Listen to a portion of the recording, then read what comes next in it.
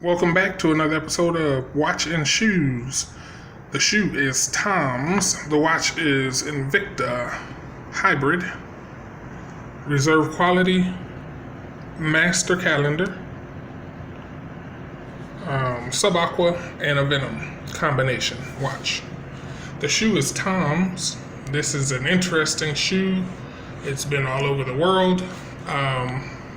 This shoe I bought because my niece was wearing a very funny looking pair of shoes, and I busted out laughing when I saw them, and I said, why are you wearing that shoe? It was just the funniest looking shoe. This was the design of the shoe, and she was shocked apparently that I had never heard of this company, Tom's, and she says every time she buys one of their shoes, they buy a shoe for someone else far off and away somewhere where you'll never actually be able to prove it. But that's just how I look at it. She wasn't worried about proving it. Or maybe she did. I have no idea. I didn't ask her. But the idea is you buy one of these, and Tom's will give away another shoe to someone in a less robust economy country. So that's the idea. You buy one, they give away one. So I kind of had my heart crushed after clowning her for that funny looking shoe, and it was for a heartfelt purpose that she wore that, and in my opinion at the time sacrificed all fashion for the sake of buying someone that she'll never meet a shoe, or the idea of buying someone a shoe that she'll never meet. So, or she could travel and maybe run into somebody. I know I have seen Toms on people's feet in places that I've gone. Now it's up to you to be brave enough to ask, did Toms actually give that to you away for free? Or did you have to buy it just like I had to buy it? But either way, my goal after that experience with my niece was to go out and look for a pair of Toms and sacrifice my style for the same purpose. But what I found out was Tom's makes some pretty cool shoes. This one is full-blown leather, blue leather. I guess you could say tumbled blue leather. Exaggerated stitching. So this is really right up my alley. White bottom. I really like white bottom shoes. This shoe has been worn all over the world. So she was very effective in spreading the word of either kindness or the message of Tom's. I take it as both.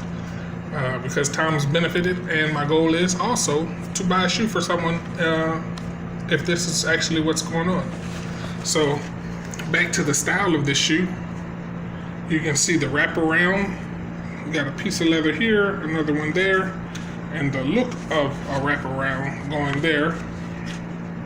This, unfortunately for me, I'm not sure why that is. It might just be a design flaw.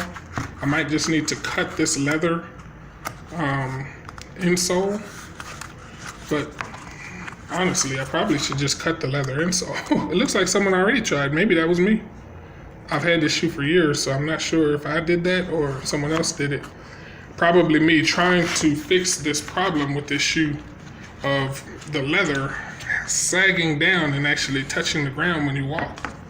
So that's a huge problem with the shoe, but it's a pretty basic shoe, so I have no problem putting up with it. But I did like the fact that this was full-blown leather. Leather throughout. Leather everywhere. Pretty comfortable. And it doesn't scream, I'm wealthy, when you're walking around different countries with this shoe on. So I was really happy to rock this shoe. The cross, in my opinion, means death. So for the cross to be on my feet, no problem. It is to say I'm above it.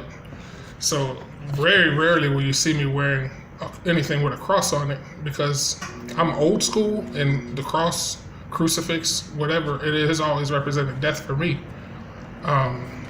So I really don't want that high up on my chart of my temple, I guess you could say, my body. So on the foot, no problem whatsoever. Doesn't contradict my comprehension of historic symbols.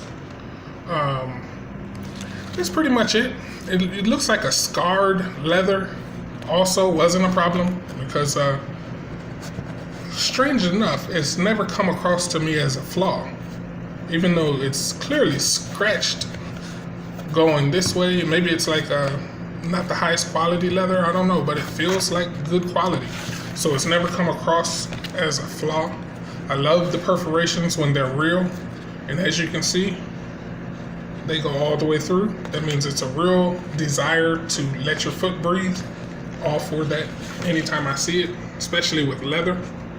It goes all the way around. Some people might say that's actually called broguing, but for me that's just perforations in the leather. And there you have it.